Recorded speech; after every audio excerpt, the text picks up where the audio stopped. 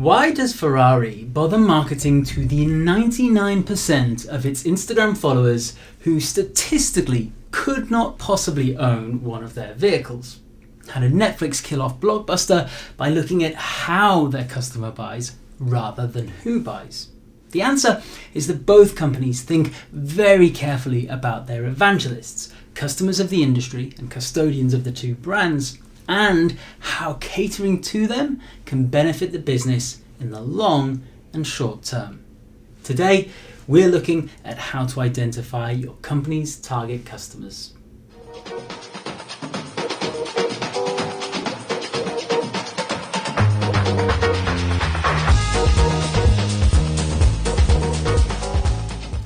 Welcome to episode 14 in my series on zonal marketing, a brand new model which uses the tactical lessons taken from football management to help you understand, plan and measure your marketing activity effectively.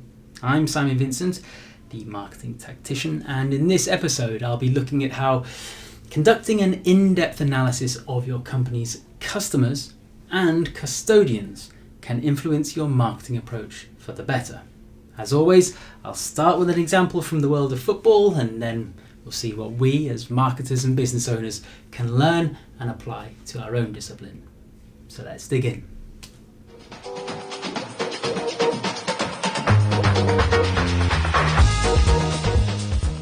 It's easy to see football fans as simply being the ones that go to the stadium on a match day. To the players, certainly, they could be forgiven for thinking that these are the only fans that really matter. After all, it's the stadium attending fans that are able to impact the result of matches. It's they that cheer their team on, that sing the players' names, that become the fabled 12th man when the team is struggling.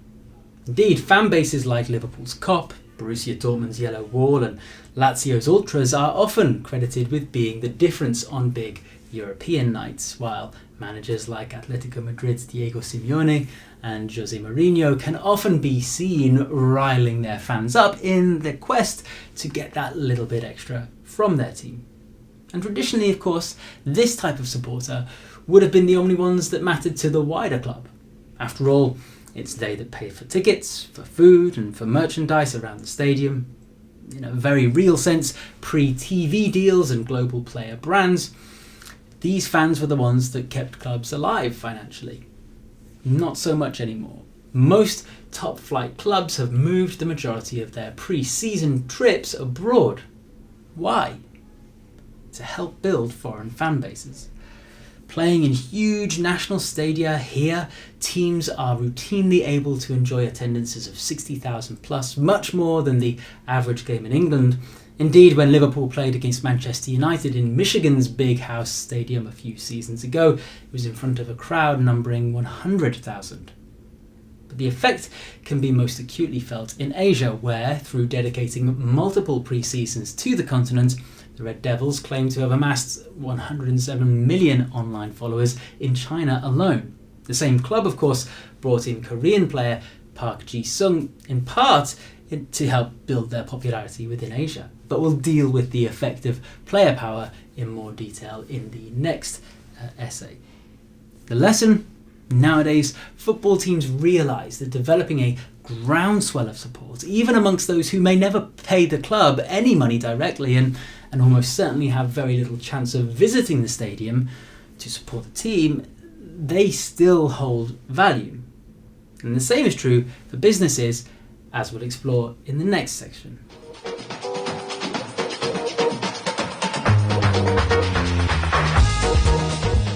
In marketing, we have an equivalent situation. Sure, every company needs customers, people who buy your product, the equivalent of those fans who show up week after week to support the team and buy their sausage rolls. But what about a company like Ferrari? If the only people that they ever marketed to were customers, they'd be fishing in a very small pond. After all, there may be a great many of us who would like to be Ferrari customers, but who simply can't afford to be. And this is borne out in the statistics. The iconic Italian sports car brand has 21.4 million fans on just its main Instagram account, and that's not to mention the many sub-brands, fan accounts and affiliated accounts that go along with Ferrari. By contrast, most estimates suggest that only 220,000 Ferraris actually exist in the world. That's 1% of the brand's number of Instafans. So why does Ferrari continue marketing to the other 99% by posting several times a day? Because in doing so, they increase their reputation, they build desirability, and they ensure the long-term viability of the brand. Remember back to when I spoke in one of the first videos about attack, transactional marketing, winning matches, but defense, tribal marketing, winning championships. This is why your company has to do some marketing that does not have an ROI. It's why attribution modelling is deeply flawed in my opinion, and it's why you need a far wider reaching collection of metrics to track marketing success, but that's a subject for another video which, trust me, is coming soon. So how to identify and actually improve your marketing through establishing your evangelists. That's what we'll discuss in the next section.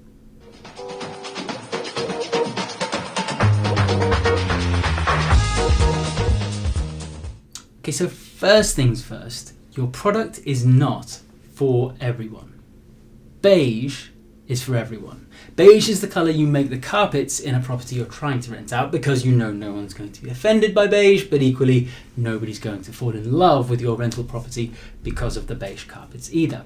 As a startup or scale-up company, you want and need your customers to fall in love with you. Therefore, you need to not be beige. In fact, Seth Godin, the godfather of modern marketing, recommends that you find what he calls your minimum viable audience.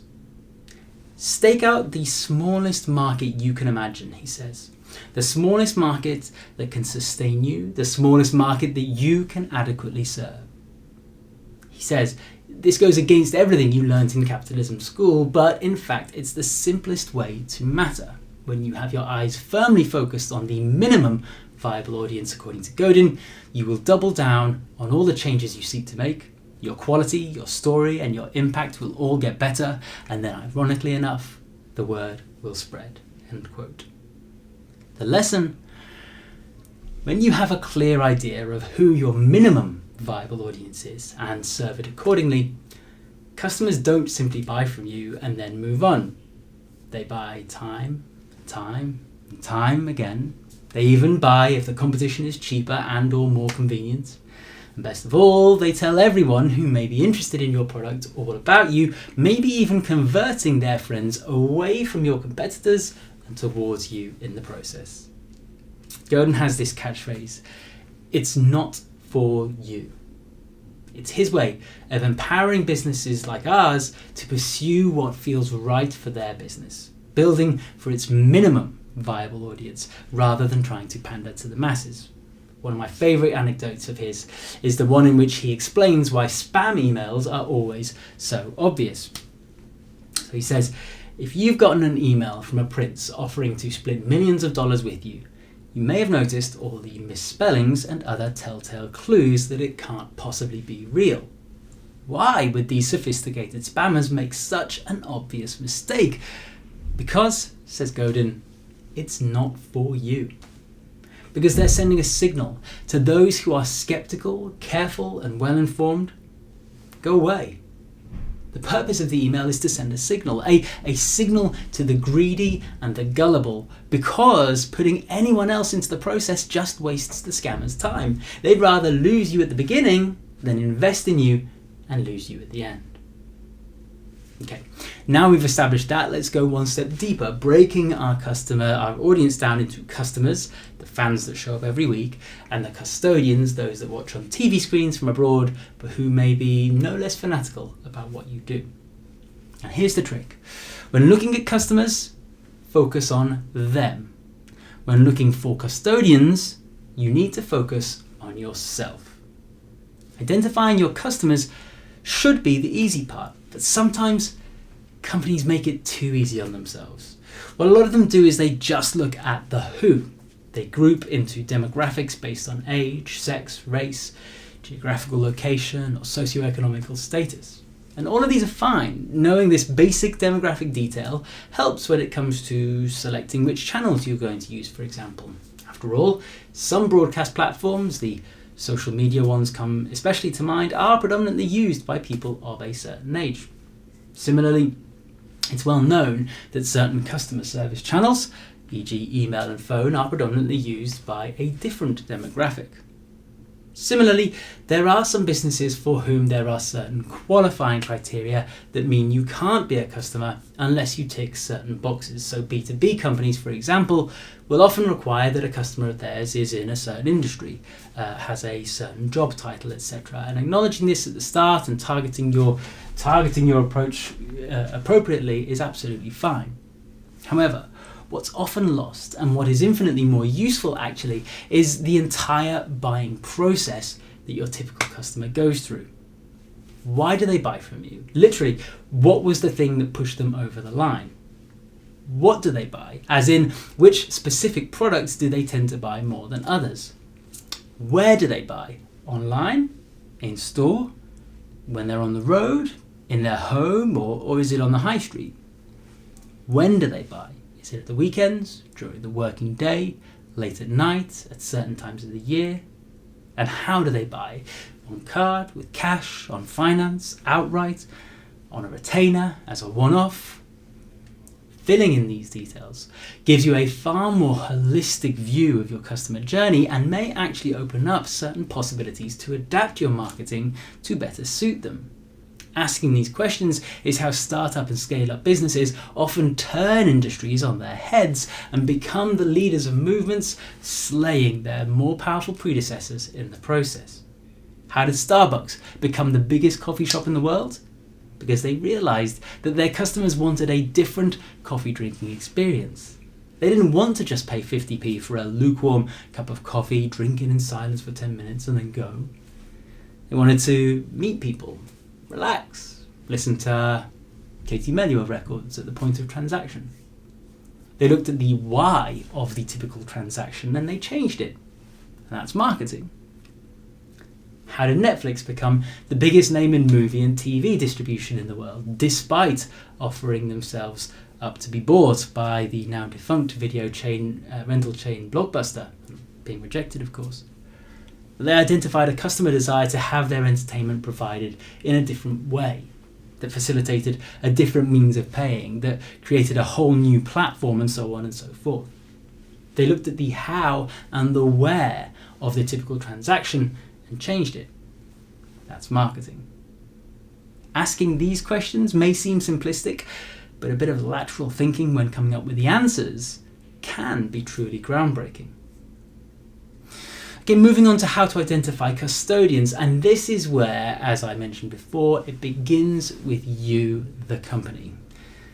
The marketing and business leadership guru Simon Sinek is famous for his line that people don't buy what you do, they buy why you do it.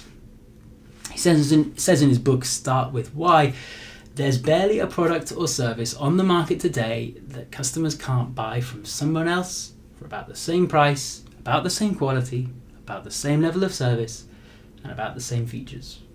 But if you ask most businesses why their customers are their customers, most will tell you it's because of their superior quality, features, price, or service. In other words, most companies have no clue why their customers are their customers. He repeatedly uses the example of Apple as a company that is able to attract a loyal fan base of custodians through clearly articulating, indeed, starting with their why. Everything we do, we believe in challenging the status quo, he says, imagining he's selling you an Apple product. We believe in thinking differently. This, explains Sinek, is Apple's why. Only once they've stated this do they go on to talk about their how and their what. The way we challenge the status quo is by making our products beautifully designed and simple to use. That's Apple's how. We just happen to make great computers. That is their what. It's for this reason, according to Sinek, Apple owns not just the letter I, but also the word I. iPhone, iPad, iPod. It signifies the individual, their creative spirit, their desire to challenge the status quo. And to an audience who finds that argument compelling, Apple's products are the most desirable on the market, despite being quantifiably inferior to their competitors in many respects. So if people don't buy what you do, they buy why you do it, the way to attract them to you is to articulate your why. Why did you start the company in the first place? Why do you love doing what you do? Why do you get out of bed in the morning? If your audience feels the same way, they will become custodians even if they never have the reason or the means to buy from you.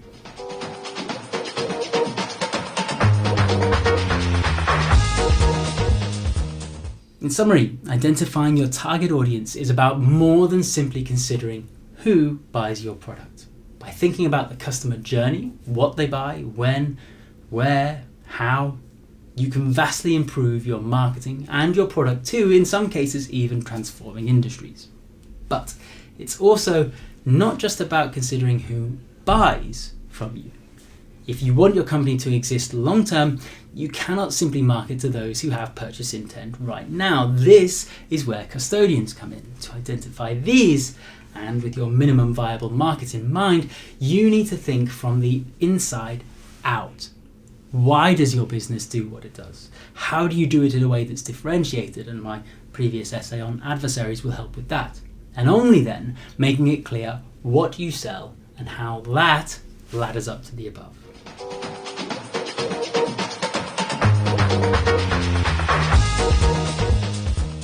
Okay, I think that's about enough for today. Check back here every week for a new episode of Zonal Marketing, each one explaining another part of the marketing process through a footballing lens.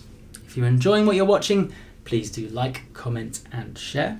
I'm available for speaking gigs, training sessions and client work, and if you'd like to talk to me about any of that, you can do so by visiting my website, x-cmo.com.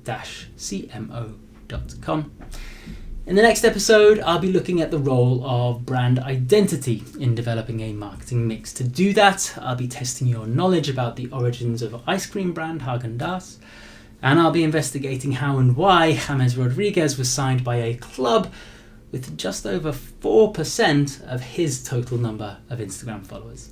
Until then, thank you for your attention.